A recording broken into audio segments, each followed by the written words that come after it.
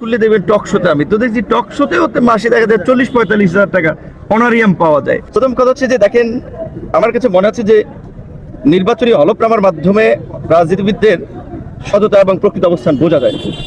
তো দেখেন, তারেক রহমান বাংলাদেশের সাবেক রাষ্ট্রপতি, সেনাপ্রধান, প্রধানমন্ত্রীর সন্তান। কাজে তার স্বাভাবিকভাবেই উত্তরাধিকার সূত্রে সম্পদ কিংবা তার বাবা মায়ের তার আর ব্যক্তিগতভাবে আমার মনে হয় না তার চিন্তা থাকে যে আচ্ছা তার কোনো প্রপার্টি লাগবে। সেই জায়গা থেকে তারেক রহমান তো ভিন্ন বিষয়। তারেক রহমানের জন্য মানুষ যদি তার প্রয়োজন হয় 1000 কোটি টাকাও তার পায়ের নিচে 1 ঘন্টার মধ্যে বিলিয়ে দেবে, কারণ মানুষ তাকে এত ভালোবাসে এবং তার প্রতি তাদের সেই আবেগ অনুভূতি আছে। জামায়াত ইসলামী একটি বড় রাজনৈতিক দল। এই দলে সাধারণত যারা দলীয় প্রধান হয় বা বিভিন্ন গুরুত্বপূর্ণ দায়িত্ব পালন করে তাদের খরচ টরচ পার্টি থেকে আমার জানা মতো অনেকখানি বিয়ার করে। তবে আমি অন্যান্য প্রার্থীদের ক্ষেত্রে আমার যেটা মনে হচ্ছে যে এগুলো যদি সঠিকভাবে যাচাই বাছাই করা হয় তাহলে অনেকেরই তথ্যে গরমিল পাওয়া যাবে। আমি যেটা আমার যেটুকু আছে সেটুকু সত্য। আমি ঢাকা বিশ্ববিদ্যালয় ইংরেজি বিভাগে পড়াশোনা করেছি। ছাত্র থাকাকালীন সময় টিউশনি করে 40-45 হাজার টাকা ইনকাম করতাম। আমার 18 সালে আপনার পড়াশোনা শেষ হয়েছে, কার্যত 19 সালে।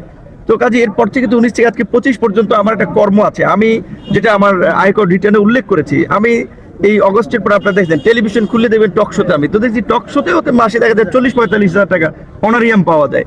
তারপরে আমার তো ছোটখাটো বিজনেসের সাথে একটা ইনভলভমেন্ট আছে। আমি আমার আয়কর রিটার্নে দেখেছি যে দুটো কোম্পানি, একটা ডেভেলপার কোম্পানি, একটা কনসালটেন্সি ফার্মের সাথে ইনভলভ আছে। আমার নিজস্ব একটা এগ্রিকালচার বেস ব্যবসা প্রতিষ্ঠান আছে, সেখান থেকে আমার বার্ষিক আয় 20 লাখ টাকা।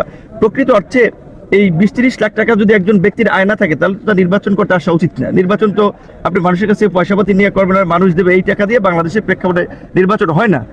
আর যারা যদি নির্বাচন কমিশন একটা বিধান আছে যে আপনার ধরেন 30 লাখ টাকা 35 লাখ টাকা খরচ করে, কিন্তু আমি চ্যালেঞ্জ করে বলতে পারি বাংলাদেশের কোনো প্রার্থী এই নির্ধারিত খরচের মধ্যে থেকে নির্বাচন পরিচালনা করতে পারে না। এটি সম্ভব নয়। আমরা যেটা বারবার বলে আসছি যে বাংলাদেশের রাজনীতিতে আমরা একটা পরিবর্তন চাই, কালো টাকা পেশি শক্তি আধিপত্য বিস্তারের আমরা পরিবর্তন চাই, কিন্তু নির্বাচন কমিশনের এই সমস্ত বিষয়গুলো গতানুগতিক থেকে গেছে। এখানে পরিবর্তন আনা দরকার।